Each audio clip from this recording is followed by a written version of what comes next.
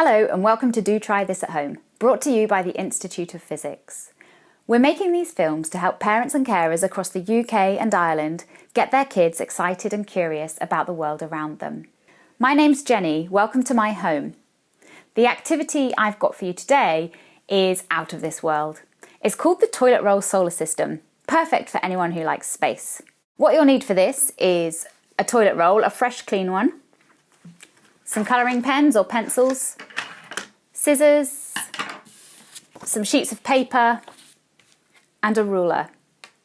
You'll also need a list of the planets and their distances and sizes, and you can find this on our website. Now, toilet roll's really horrible to draw on, so we're going to draw the planets on paper and then you can cut them out and stick them on later. We're also going to need to shrink the solar system to fit it onto a toilet roll. So the way we're going to do this is one sheet of toilet paper is going to be 30 million kilometres. And if we use this scale, the sun would be this big. If the sun was this big, the Earth would be too small to see. So we're going to have to cheat. We're going to make the sun and the planets 100 times bigger. And if we did that, the sun would be this big. And if the sun is this big, the Earth would be this big, and that makes everything a bit easier to see. The first thing you need to do is build your worlds, and I'm going to hand you over to two planet building experts for this part.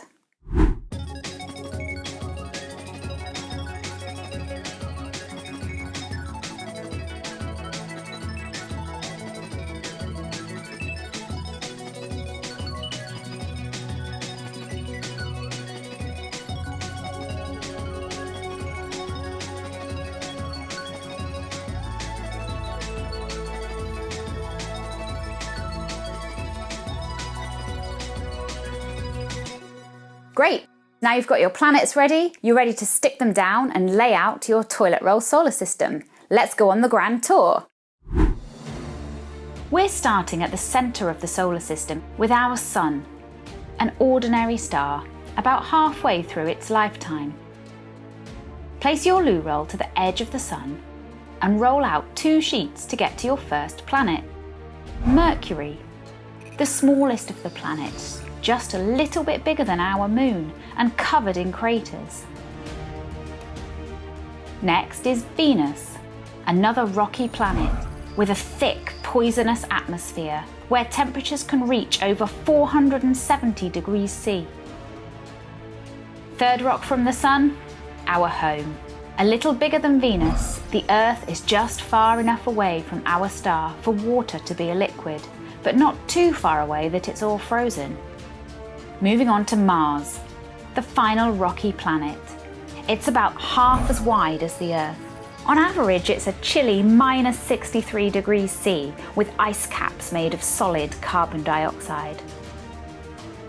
Leaving the small inner planets behind, we go out to Jupiter, the first of the gas giants. And it really is giant.